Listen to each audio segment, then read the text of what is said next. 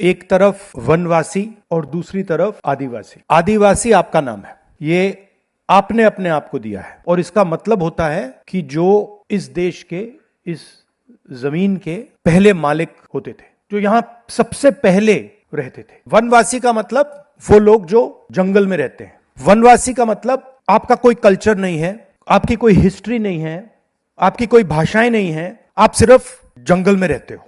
अगर कर्नाटक में जंगल है तो उसमें जो लोग रहते हैं वो वनवासी हैं। अगर जापान में जंगल है तो उसमें जो लोग रहते हैं वो वनवासी हैं। अगर अफ्रीका में जंगल है उसमें जो लोग रहते हैं वो जंगल है। वो आप सब एक जैसे हो जो जंगल में रहते हैं। हमारा कहना दूसरा है। हमारा कहना है कि अगर किसी भी व्यक्ति को, किसी भी देश को आगे बढ़ना है तो उसे सबसे पहले अपने आप को समझना होता है। वो कौन है, वो कहां से आया, उसकी हिस्ट्री क्या है, उसकी जड़ कहां है। बिना जड़ को समझे पेड़ अपने आप को समझ सकता है?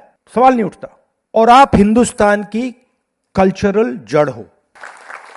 मतलब जड़ का क्या मतलब होता है? जड़ का मतलब है जो सबसे पहले धरती को टच करता है। पेड़ में से जो सबसे पहले धरती को छूता है, जमीन को छूता है, उसे हम जड़ कहते हैं। तो हिंदुस्तान की जड़ क्या है? आदिवासी है। उनका कहना है नहीं, उनका कहना है नहीं नहीं नहीं नहीं नहीं नहीं नहीं, जड़ से कुछ लेना देना नहीं, हम तो सिर्फ पेड़ को जमीन के ऊपर से देखेंगे। और हमारा कहना है नहीं, अगर आप देश को समझना चाहते हो, देश की प्रगति चाहते हो, आपको जड़ समझनी होगी। तो हमारे लिए विक्रांत ने कहा कि आपको इंजीनियर बनना है, आपको डॉक्टर बनना है, आपको लॉयर बनना है, ये सब चीजें ठीक है, मगर मेरे लिए आपकी जो हिस्ट्री है, जो जड़ की हिस्ट्री है, हजारों साल पहले यहां क्या हो रहा था, वो आपके पास है। मतलब वो मेरे लिए नेशनल ट्रेजर है। वो सबसे जरूरी चीज है। कल्चरल ट्रेजर है, हिस्टोरिकल ट्रेजर है, नेशनल ट्रेजर है।